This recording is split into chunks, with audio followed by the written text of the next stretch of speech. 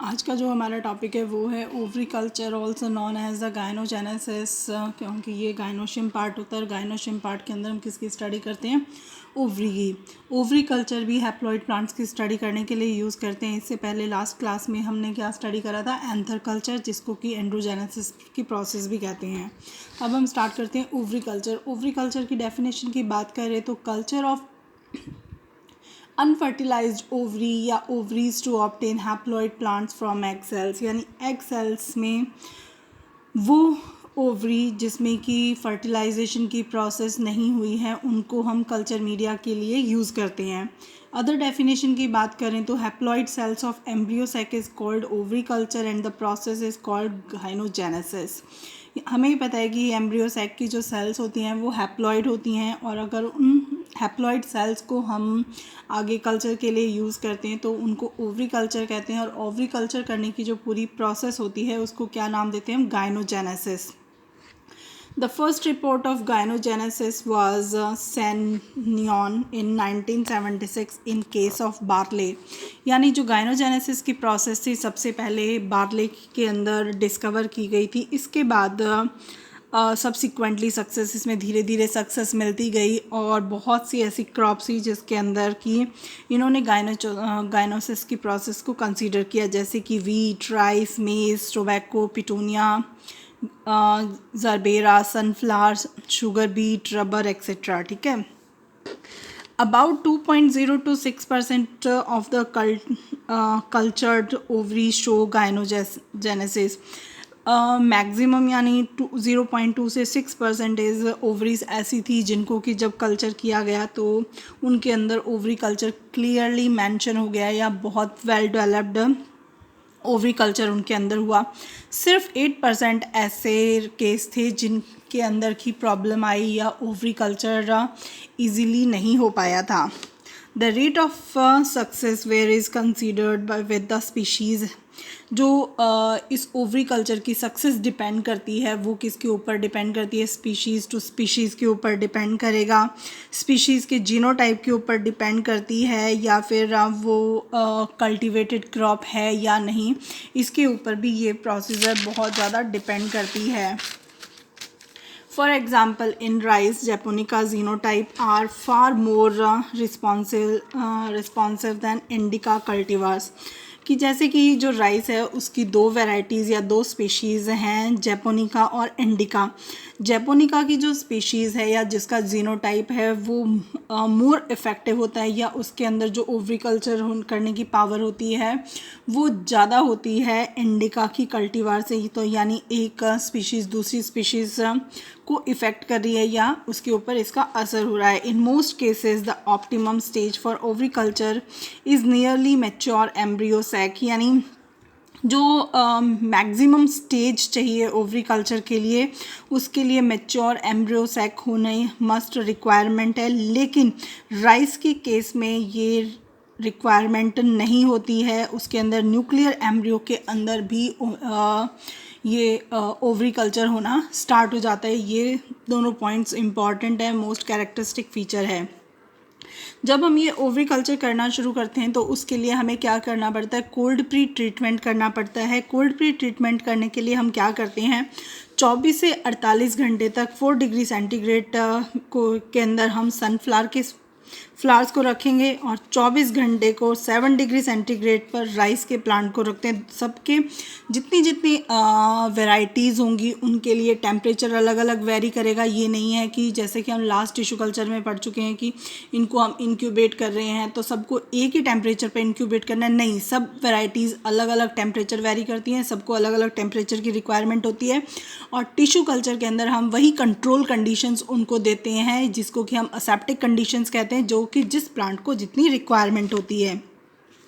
Of inflorescence before ovary culture enhance.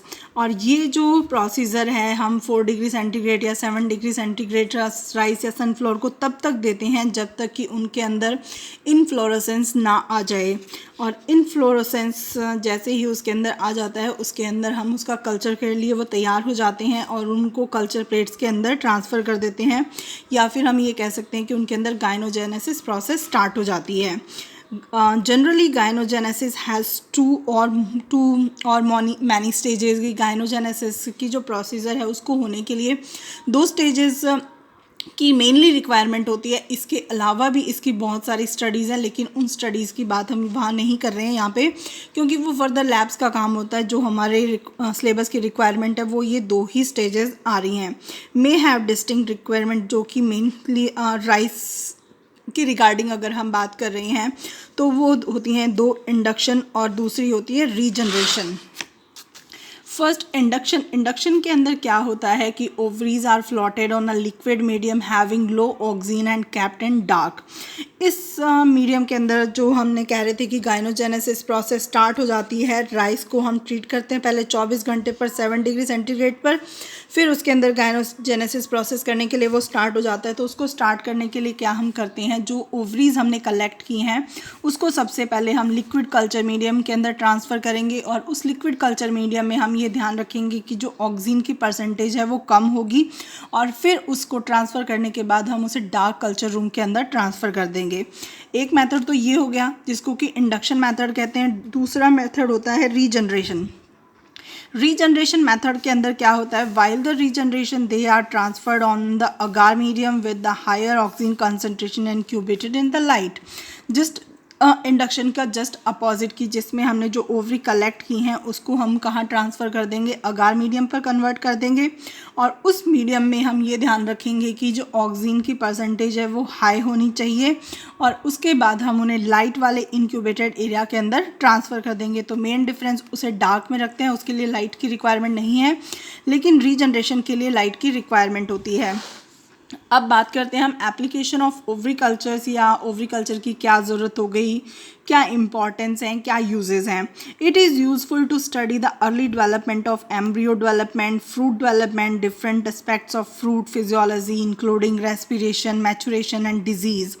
कि बहुत सारे प्लांट्स हैं, उनकी एम्ब्रियो से फ्रूट डेवलपमेंट सबकी स्टडी करने में ये बहुत ज़्यादा ओवरी कल्चर यूज़फुल है।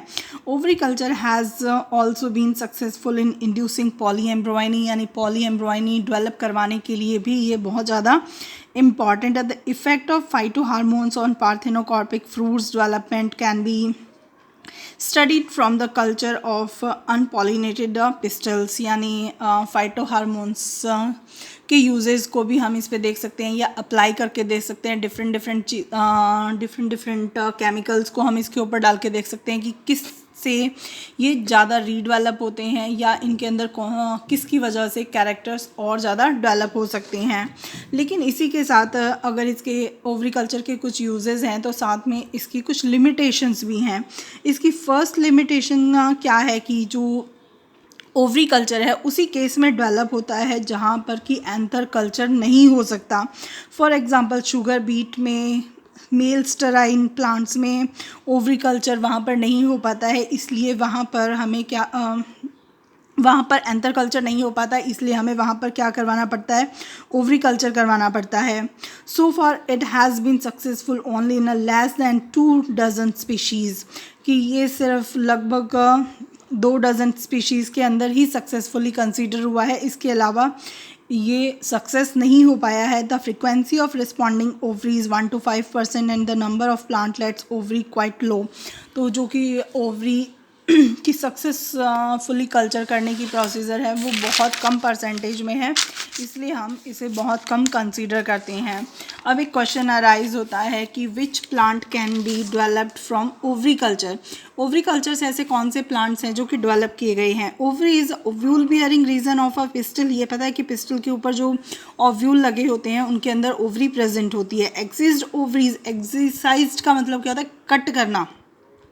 Can be cultured in vitro, in vitro condition के लिए जो ओवरीज हम कट करते हैं for many species like tomato, gherkin. Gherkin क्या होता है, जर्किन बोलते हैं हम खीरे को।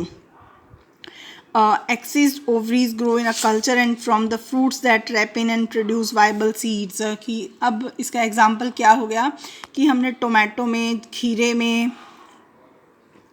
ओवरी कल्चर बहुत सक्सेसफुली किया है। इसके बाद जो फर्स्ट प्रोसीजर हमने बताया था anther culture, second ovary culture. इसके अलावा भी third method is interspecific hybridisation for the production of haploid plants के लिए किया जाता है। इसमें हम क्या करते हैं, जैसे एक बार्ले का एग्जांपल भी इसमें लिया हमने, हॉर्डियम वल्गेरिस इसका बॉटनिकल नेम और हॉर्डियम बुलोसम इसकी स्पीशीज़, यानी दो बार्ले की स्पीशीज़ ली हैं जो कि क्या है 2N और 2N डिप्लॉयड थी। लेकिन डिप्लॉयड को हम किस में कन्वर्ट कर रहे हैं, हम किस प्लांट को कर रहे हैं, हैप्लॉइड का प्रोडक्शन कर रहे हैं। तो जाइगोट इसमें क्या हो गया 2N। तो यहाँ पर क्या करते हैं, क्रोमोसोम का एलिमिनेशन हो जाता है। एलिमिनेशन का मतलब कुछ क्रोमोसोम्स का घटना, निकाल देना, एलिमिनेट हो जाना। और फिर जैसे ही इसके अंदर हम क्रोमोसोम का एलिमिनेशन करते हैं, जाइगोट से क्या बन जाता है, यंग एम्ब्रियो बन जाता है। फिर इस एम्ब्रियो को हम कल्चर करते हैं और फिर उसके अंदर दोबारा से क्रोमोसोम्स का एलिमिनेशन हो जाता है या दोबारा से उसके अंदर क्रोमोसोम्स कर जाते हैं। और जैसे ही इसके अंदर क्रोमोसोम्स हाफ होते हैं, डिप्लॉयड से प्लांट कौन सा बन जाता है, हैप्लॉइड प्लांट ऑफ हॉर्डियम वल्गेर। अब इसके अंदर हम क्या करते हैं, नंबर ऑफ क्रोमोसोम डबल कर देते हैं, जिससे कि double haploid plant of barley का फॉर्म हो जाता है। लेकिन हमारा क्या हैप्लॉइड ही प्लांट फॉर्म हो रहा है, लेकिन हैप्लॉइड के नंबर डबल हो जाते हैं। ये सारी की सारी चीज़ें मैं तुम्हें लास्ट टाइम बता चुकी हूँ कि सिर्फ क्या होते हैं, नंबर ऑफ क्रोमोसोम्स, तो क्रोमोसोम्स तो एलिमिनेट कम हो रहे हैं, लेकिन हैप्लॉइड से डिप्लॉइड नहीं बन रहा है, ठीक है।